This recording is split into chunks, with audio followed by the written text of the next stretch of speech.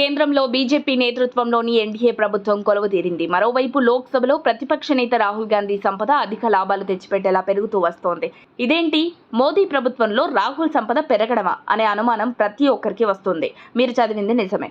మోదీ 3.0 ప్రభుత్వం వచ్చాక రాహుల్ స్టాక్ మార్కెట్ల వృద్ధిపై అనుమానాలు వ్యక్తం చేసిన విషయం తెలిసిందే. అయితే ఈ సమయంలో స్టాక్ మార్కెట్లో రాహుల్ గాంధీ తన పెట్టుబడుల ద్వారా 46.49 లక్షలు సంపాదించినట్లు ఓ డేటా పేర్కొంది. ఈ ఏడాది మార్చి 15 నాటికి కాంగ్రెస్ అగ్రనేత ఎంపీ రాహుల్ గాంధీకి స్టాక్ మార్కెట్లో 4.33 కోట్ల విలువైన షేర్లున్నాయి. పార్లమెంట్ ఎన్నికల సమయంలో రాహుల్ గాంధీ రాయ్బరేలీ నియోజకవర్గంలో వేసిన నామినేషన్లో తన షేర్ల వివరాలు వెల్లడించారు. వీటి ఆధారంగా రాహుల్ గాంధీ స్టాక్స్ వాల్యూను తాజాగా లెక్కించారు. ప్రస్తుతం ఆయన షేర్ల విలువ ఈ నెల 12 నాటికి 4.80 కోట్లకు చేరింది. రాహుల్ గాంధీ పోర్ట్ఫోలియోలో Asian Paints, Bajaj Finance, Deepak Nitrite, Divi's Labs, GMM Pfaudler, Hindustan Unilever, Infosys, ITC, TCS, Titan, Tube Investments of India, LTI Mindtree తదితర 24 స్టాక్స్లో పెట్టుబడులు పెట్టారు.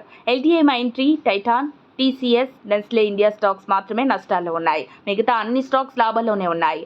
వెడ్డోస్ అడ్వర్టైజ్మెంట్ లిమిటెడ్, వినైల్ కెమికల్స్ తదితర చిన్న కంపెనీల స్టాక్స్లోనూ ఆయన పెట్టుబడులు పెట్టారు. నరేంద్ర మోదీ నేతృత్వంలోని ఎన్డీఏ ప్రభుత్వం ముచ్చటగా మూడోసారి అధికారం చేపట్టింది. ఆ తర్వాత స్టాక్ మార్కెట్లు లాభాలను నమోదు చేస్తున్నాయి. సెన్సెక్స్, నిఫ్టీలు గత కొన్ని నెలల్లోనే పలు రికార్డులను నమోదు చేస్తూ కొత్త గరిష్టాలను చేరుకున్న విషయం తెలిసిందే. ఈ ఏడాది ప్రారంభం నుంచి సెన్సెక్స్ 11%, నిఫ్టీ 12% వృద్ధిని నమోదు చేశాయి. మొత్తానికి ఈ విధంగా మోదీ 3.0 ప్రభుత్వంలో కాంగ్రెస్ ఎంపీ రాహుల్ గాంధీకి భారీ లాభాలు వచ్చినట్లు ప్రచారం జరుగుతోంది. మరిన్ని అప్డేట్స్ కోసం మా కాయ్ టీవీని సబ్స్క్రైబ్ చేసుకోండి. మా వీడియో కనుక మీకు నచ్చినట్లయితే లైక్ చేయండి, షేర్ చేయండి. మీ విలువైన అభిప్రాయాలను కామెంట్ బాక్స్లో తెలియజేయండి.